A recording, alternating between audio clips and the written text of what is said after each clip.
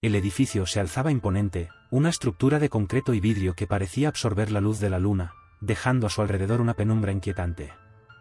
Este era el lugar donde Juan había sido asignado para su turno nocturno como guardia de seguridad. Aunque había trabajado en muchos lugares antes, algo en este edificio lo hacía sentir incómodo desde el principio. Eran las 11 de la noche cuando Juan comenzó su ronda. Las luces parpadeaban débilmente mientras caminaba por los largos pasillos, cada paso resonaba en el silencio sepulcral del lugar. Su linterna barría los rincones oscuros, iluminando brevemente los detalles del interior.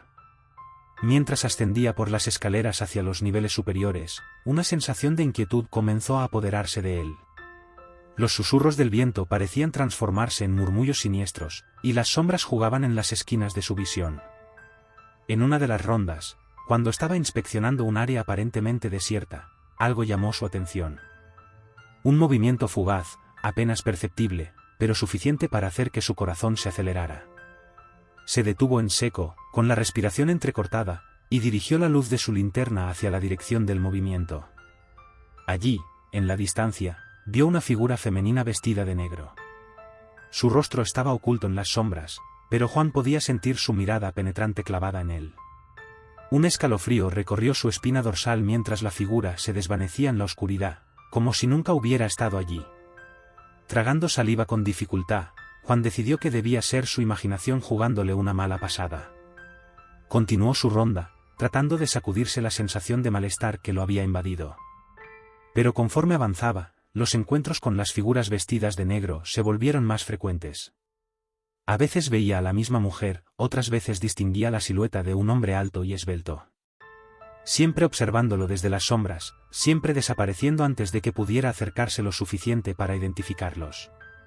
El reloj marcaba las 3 de la madrugada cuando Juan decidió que ya había tenido suficiente.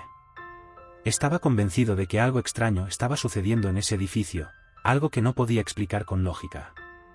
Decidió dirigirse hacia la salida, pero cuando llegó al vestíbulo principal, se encontró con una escena que lo dejó petrificado. Allí, parados frente a la puerta de entrada, estaban la mujer y el hombre vestidos de negro. Esta vez, no se desvanecieron.